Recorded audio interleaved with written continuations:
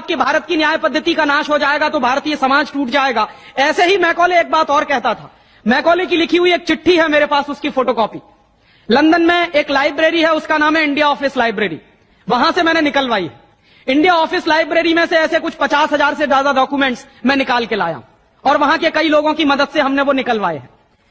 तो उनमें एक चिट्ठी है मैकॉले की, वो उसके अपने पिताजी को उसने लिखी है। जब वो यहां ऑफिसर बन के आया है तो मैकॉले क्या लिख रहा है कि भारतीय समाज को अगर बर्बाद करना है तो भारतीय न्याय पद्धति बर्बाद करो। तो वो करने के लिए उसने आईपीसी बना दिया, सीआरपीसी बना दिया, सीपीसी बना दिया और बर्बाद हुई। दूसरी बात वो कहता था कि भारतीय समाज को बर्बाद करना है तो भारतीय शिक्षण पद्धति का नाश करो। तो मैकॉले कहा करता था कि जो भारतीय शिक्षण पद्धति है, वो खुद मानता था इस बात को, यह दुनिया की सबसे ज्यादा विकसित और सबसे अच्छी पद्धति। क्या होता था, यहां गुरुकुल चलते थे, गुरुकुलों में विद्यार्थी पढ़ते थे और विद्यार्थी 20 साल तक 25 साल तक ब्रह्मचर्य का पालन करते हुए शिक्षा ग्रहण करते थे, संस्कार मिलते थे और वो संस्कार लेकर समाज में जाते थे। उन्हीं संस्कारों से संस्कृति बनती थी और वही संस्कृति भारतीय संस्कृति कहलाती थी।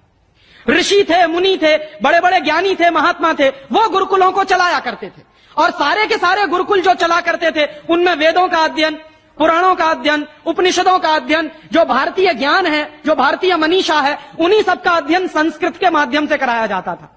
मैकॉले ने क्या किया कि गुरुकुलों का नाश अगर करना है तो उसने एक कानून बनाया। क्या कानून बनाया?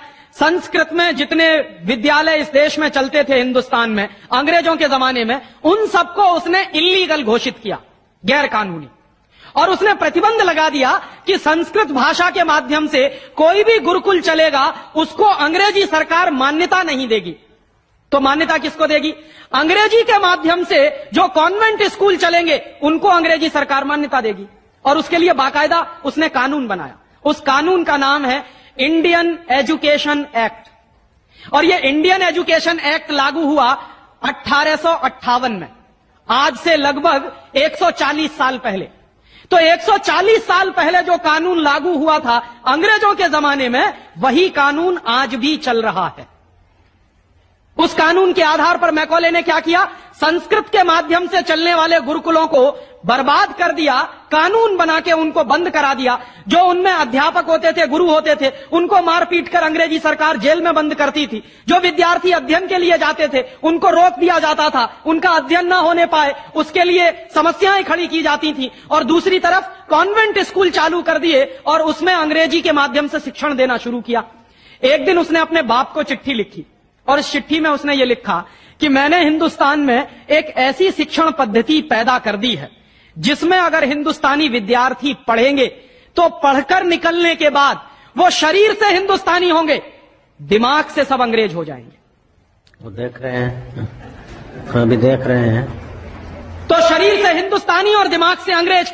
तो मैकॉले दूसरी बात लिख रहा है उस चिट्ठी में कि जब वो शरीर से हिंदुस्तानी और दिमाग से अंग्रेज हो जाएंगे तो अंग्रेजों के हिसाब से सारे काम करेंगे।